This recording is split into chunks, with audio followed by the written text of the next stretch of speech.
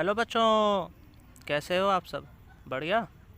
उम्मीद करता हूँ कि आप सब बढ़िया हैं, अच्छे से आप सबकी पढ़ाई चल रही है और साथ साथ में जो भी आपका सिलेबस है वो एकदम से आप पूरा कर रहे हैं। ठीक है। लेकिन सर, एक छोटी सी दिक्कत आ रही है सर हमें पढ़ाई में। सर, ये जो फिज़िक्स भैया है ना, ये हमसे सॉल्व नहीं हो पा रहे हैं फिज़िक्स। ठीक है। हम लोग क्लास में जाते हैं, टीचर की क्लासेस लेते हैं, किसी भी टीचर की आप जो भी ले रहे हो, वहाँ पर हमें सब समझ में आ जाता है। ठीक है। वहाँ पर हम हर चीज़ को समझ लेते हैं, हर चीज़ की न्यूमेरिकल भी लगा लेते हैं। लेकिन जब हम लोग आते हैं यहाँ पर घर पे, हमारे रूम में आते हैं, ख़ुद से प्रैक्टिस करने के सोचते हैं, तो हमसे जो है कोई भी सवाल नहीं बन पाता है वहाँ पर। तो आखिरकार सर, इस चीज़ को हम लोग हैंडल कैसे करें, इस चीज़ को कैसे मतलब उभरा जाए इस चीज़ से, देखेंगे इस वीडियो में। हम लोग समझेंगे कि आखिरकार इस चीज़ का क्या सॉल्यूशन होना चाहिए। तो आगे जाने से पहले मैं स्वागत करता हूं आप सबका हमारे इस ब्यूटीफुल से चैनल पर, जिसका नाम है इरेशनल बायोलॉजी। ठीक है। और मैं हूं आपके सामने Rohan Mehta, MBBS second year student. तो चलें शुरू करते हैं। देखो, सबसे पहली बात, अगर आप अभी शुरू कर रहे हो ना फिज़िक्स पढ़ना, ठीक है, अभी आप शुरुआत कर रहे हो, तो करना क्या है आपको कि आपको किसी भी अच्छे टीचर की, ठीक है, अच्छे टीचर, पहली बात तो जितने भी टीचर हैं हमारे, चाहे ऑनलाइन है ऑफलाइन है, सब के सब बेस्ट टीचर हैं। ठीक है। सिर्फ डिपेंड करता है कि बच्चे को किस टीचर से समझ में आ जाता है। जो टीचर से आपको समझ में आया वो टीचर आपके लिए बेस्ट है। ठीक है। Every teacher is best. अब क्या करना है, आपको उस टीचर की क्लास लेनी है। ठीक है। उस टीचर की क्लास लेनी है आपको, चाहे आप ऑनलाइन पढ़ाई कर रहे हैं किसी भी प्लेटफॉर्म से, या आप ऑफलाइन जा रहे हैं कोचिंग वगैरह पे, कहीं पर भी जा रहे हैं, आपको उन टीचर की क्लास लेनी है। सिर्फ क्लास नहीं लेना है, क्लास के साथ साथ आपको क्या करना है, नोट्स भी बनाने हैं, खुद के बनाए हुए, खुद के हाथ से हैंड रिटन नोट्स बनाने हैं। कहीं पर आपको किसी प्रिंट नहीं कराना है नोट्स वगैरह। ठीक है। वो आपको कतई फ़ायदा नहीं देने वाला। खुद के नोट्स बनाओ, फिर देखो लास्ट में आपको कैसा एक जादू दिखेगा उस नोट से। ठीक है।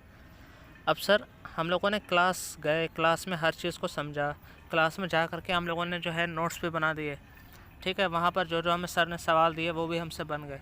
लेकिन सर, हमें जो है दिक्कत कहाँ आ रही है? सर, हमें दिक्कत आ रही है कि जो हम लोग सवाल न्यूमेरिकल जो हम लोग करते हैं ना, जो मतलब घर पे रूम पे आकर के करते हैं, ठीक है, या हम लोग टेस्ट पे हमारे जो आते हैं, टेस्ट पेपर जो हमारे होते हैं, वहाँ पर जो न्यूमेरिकल आते हैं सर, वो हमसे सॉल्व नहीं हो पा रहे हैं। तो सर, इसका आखिर का सॉल्यूशन क्या है? तो देखो, सबसे पहले आते हैं उस बात के ऊपर कि अगर आप लोग जो है रूम पे बैठ करके जैसे कि प्रैक्टिस कर रहे हो, तो उस पर वो कैसे करें। ठीक है। करना क्या है, कुछ भी नहीं है ज़्यादा। देखो, आपने मान लो एक चैप्टर उठाया, ठीक है, एक चैप्टर उठाया, मान लो फिज़िक्स का चैप्टर जो है उठाया है कोई, उस पर जो है हमारे कितने सवाल हैं, 20 सवाल है। ठीक है। उस चैप्टर में कितने सवाल हैं, मान लो 20 सवाल हैं। तो आपको क्या करना है, आपको पहली बात तो एक टाइम लिमिट में करनी है उस प्रैक्टिस को।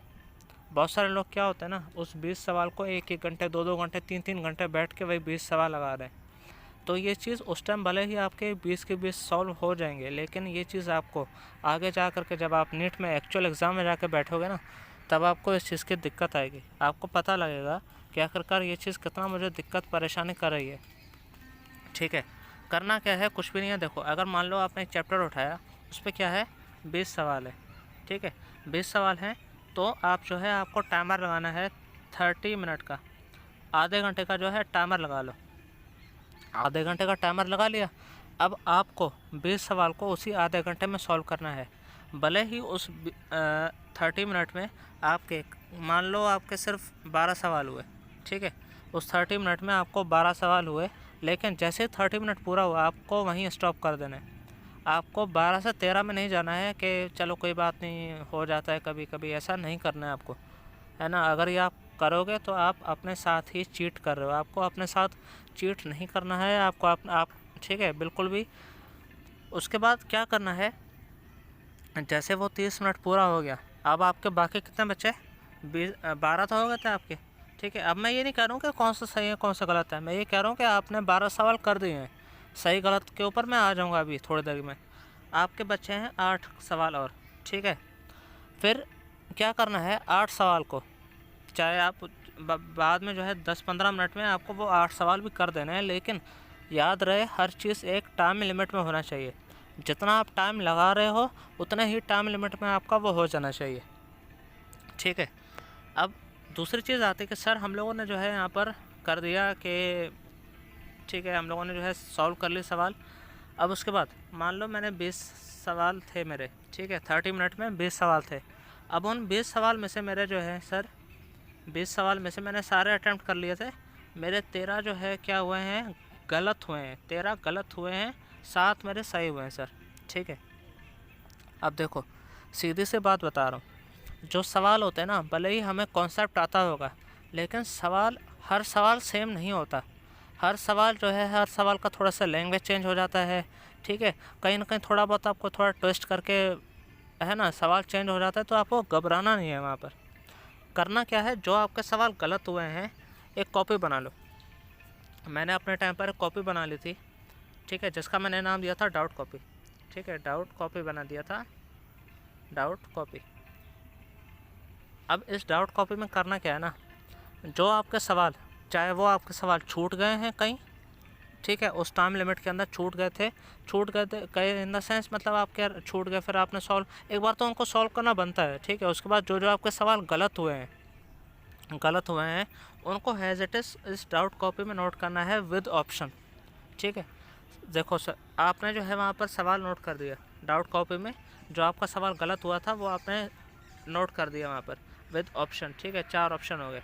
अब यहाँ नीचे क्या करना है, नीचे जो है उसका पूरा डिटेल सॉल्यूशन।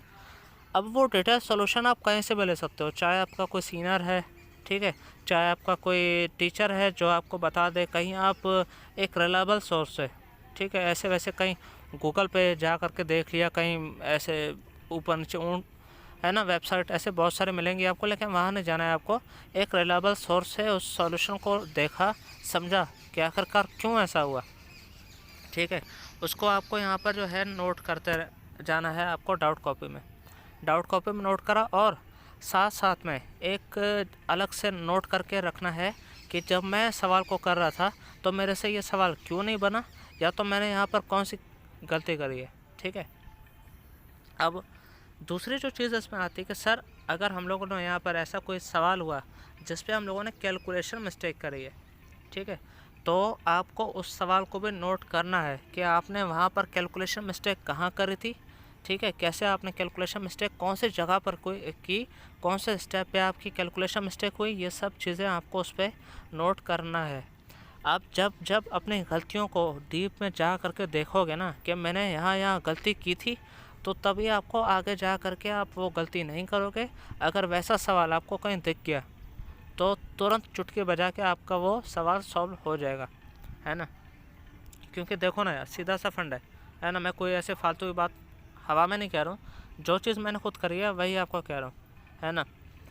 क्योंकि सवाल कोई बंदा कितना ही बना लेगा, कहाँ से बनाएगा कोई नया सवाल, पुराने सवाल होते हैं उसको थोड़ा बहुत चेंज करके, कॉन्सेप्ट वही रहता है, पुराने सवाल को थोड़ा बहुत ऊपर नीचे करके दे देते हैं, या तो जो पुराने सवाल होते हैं उसको ही कॉपी पेस्ट मार करके आपके पास आ जाता है सवाल, ठीक है। कुछ भी आपको करने की ज़रूरत नहीं है, इसको करना है आपको पूरा डाउट कॉपी में सवाल, पहले सवाल नोट करना है, उसके 4 ऑप्शन नोट करने हैं, और नीचे जो है उसका पूरा सॉल्यूशन आपको नोट करते रहना है, ठीक है। जो दूसरी चीज़ अब इसमें आती है कि सर चलो ठीक है नोट कर दिया, हो गया मेरा काम ख़त्म, नहीं, ऐसा नहीं करना है आपको। करना क्या है ना, अब देखो जैसे मान लो आप जैसे प्रैक्टिस कर रहे हो, पहले आपने एक चैप्टर प्रैक्टिस की, 20 सवाल लगाए, 20 में से वही 13 गलत हुए, 13 सवाल को आपने कहीं नोट कर दिया। अब जैसे वो चैप्टर ख़त्म हुआ, ठीक है, तो आपको हर थोड़े टाइम पर, अब वो आपके ऊपर डिपेंड करता है कि आप कितना जल्दी टाइम निकाल सकते हो, चाहे आप जो है टाइम 1 हफ्ते में भी निकाल सकते हो, 1 वीक में, ठीक है, हर 1 वीक में हो गया, या आप मान के चलो आप जो है हर 10 दिन में, इतना भी मत कर देना कि मैं एक महीने बाद रिवाइज़ कर रहा हूँ उसको, नहीं, हर 1 हफ्ते में या तो हर 10 दिन में आपको उस कॉपी को एक बार देखना है, ठीक है, एक बार देखना है। अगर हो सके आपके पास ज़्यादा टाइम है, थोड़ा सा लग रहा है कि हाँ भाई ठीक है हो जाएगा, तो आप एक बार उस सवाल को बिना सॉल्यूशन देखे सॉल्व कर सकते हो, ठीक है। आपको जो है बहुत सारे लोग बताएंगे कि ये एक डाउट कॉपी वाला फालतू का टाइम है, इतना कौन लिखेगा, इतना टाइम जाएगा। मानता हूँ कि अभी ये थोड़ा सा आपको लगेगा कि ये टाइम टेकन है, लेकिन जैसे ही आपके जो है नीट आता जाएगा ना पास में, नीट का एग्ज़ाम जब आता जाएगा पास में, तो आप बायोलॉजी और केमिस्ट्री को तो कर लोगे रिवाइज़, कैसे भी करके कर लोगे रिवाइज़, आप अपने नोट से कर लोगे, यहाँ वहाँ से कर लोगे। लेकिन फिज़िक्स एक ऐसा सब्जेक्ट है ना जहाँ पर आपको सिर्फ़ और सिर्फ पता ही होगा आपको, वो तो सबको पता ही है कि फ़िज़िक्स में जो है मैक्सिमम जो वेटेज रहता है वो रहता है न्यूमेरिकल का, है ना। और न्यूमेरिकल कैसे रिवाइज़ करें, न्यूमेरिकल आपको वही रिवाइज़ करने होते हैं बार बार जो आपने अपने टेस्ट के दौरान या प्रैक्टिस के दौरान गलत किए थे, है ना। आप अपने गलतियों को बार बार देखोगे तो उस गलती में सुधार आएगा, गलती में सुधार आएगा तो आगे जाके वो गलती होगी नहीं। सिंपल सा फंडा है, आपको कुछ भी ज़्यादा फालतू का झंझट नहीं पालना है, ठीक है। मानता हूँ शुरू में आपको थोड़ा लगेगा कि टाइम टेकन है, ये वो है, लेकिन आपको ये चीज़ करनी है, ठीक है। अब जैसे यहाँ पर जब मैंने अपना टाइम पे किया था तो मुझे शुरू में लगा था कि क्या ही कर रहा हूँ मैं, क्यों उतना टाइम वेस्ट कर रहा हूँ, लेकिन नहीं, आपको करना पड़ेगा। वो चीज़ आपको जो है आगे जा कर के बहुत हेल्प करेगी, ठीक है। ये तो रही हमारे नॉर्मल प्रैक्टिस के बाद।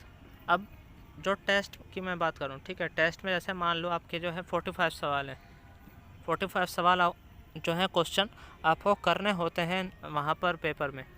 अब उन 45 में से अगर मैं बात करूँ, आपके जो हैं कितने सही हुए, आपके जो हैं 20 गलत हुए हैं, 20 क्या हुए हैं, गलत हुए हैं। बाकी जो है आपने उसमें से 20 अटैम्प्ट किए हैं और जो 5 हैं वो अनअटैम्प्ट हैं, ठीक है। अब देखो सीधी सी बात है ना, वो जो 20 सही हुए हैं उनको कोई देखता नहीं है, लेकिन मेरा ये मानना है कि उस 20 में भी आपको जो एक बार ऊपर से देख लेना चाहिए, ठीक है। क्यों देख लेना चाहिए, क्योंकि कभी कभार हम लोग क्या करते हैं ना, उन 20 सवालों में कोई ना कोई तुक्का निकल जाता है ना, तुक्का मार देते हैं, वो तुक्का भी सही हो जाता है, लेकिन आपको वो चीज़ यहाँ नहीं करनी है। आपको एक बार जो है देख लेना वहाँ पर कि कहीं ऐसा कोई सवाल तो नहीं हुआ जहाँ मैंने तुक्का लगाया हो। आप अगर श्योर हैं कि हाँ मैंने ये सही किया है और आपको वो सही है तो आगे बढ़ जाऊँगा, कोई रुकने की ज़रूरत नहीं है। लेकिन जो ये सवाल 20 गलत हुए हैं और जो 20 सवाल आपको पेपर के दौरान बने नहीं, ठीक है, पेपर करते हुए टेस्ट करते हुए आपके बने नहीं, बाद में उसको एक बार फिर से सॉल्व करो, टेस्ट देने के बाद एक बार फिर से वहाँ पर गो थ्रू करो। कभी कभी हो जाता है कि एग्ज़ाम प्रेशर में नहीं बन पाता, ठीक है, लेकिन आपको ये 5 जो सवाल आपके छूटे गए हैं वो भी आपको डाउट कॉपी में उतारना है, अलग से उतारना है कि मैंने इन सवालों को नहीं किया था, ये मेरे से नहीं बने थे। और साथ साथ में क्यों लिखना है कि उसका सॉल्यूशन तो लिखोगे आप कि इस सवाल का सॉल्यूशन क्या है, साथ साथ में ये भी लिख देना कि आखिरकार ये सवाल मेरे से क्यों नहीं बना। उस टाइम मुझे ये मतलब कैसा स्ट्राइक नहीं किया, ऐसा पूरा ग्रंथ मत छाप देना कि क्यों नहीं बना, एक दो लाइन में ऐसे लिख देना कि यहाँ गलती हो गई थी, तो ये कॉन्सेप्ट उस टाइम नहीं आया, ख़त्म। लेकिन ये सब बातों के अलावा याद रखना, इस कॉपी को रिवाइज़ करते रहना है। मेरी एकदम से मोटी सी कॉपी बन गई थी, लास्ट में नीट के टाइम मैं सिर्फ यही कॉपी रिवाइज़ करके गया था विद फार्मूला शीट, जो मैंने फार्मूला शीट बनाए थे अपने लिए फिज़िक्स के, वही रिवाइज़ करके गया था बस, और कुछ भी रिवाइज़ नहीं किया था मैंने, ठीक है। तो ये सब करते रहना है आपको। बाकी फ़िज़िक्स में अब बच्चे पूछते भी हैं कि सर मतलब कौन से टीचर बेस्ट हैं, कहाँ से पढ़ना चाहिए। देखो यार सीधी सी बात है, जितने भी टीचर हैं आपके, है ना, ऑनलाइन पर पढ़ा रहे हैं, ऑफलाइन का तो मैं उतना जानता नहीं हूँ क्योंकि मैं अपना खुद ऑनलाइन से मैंने तैयारी की थी।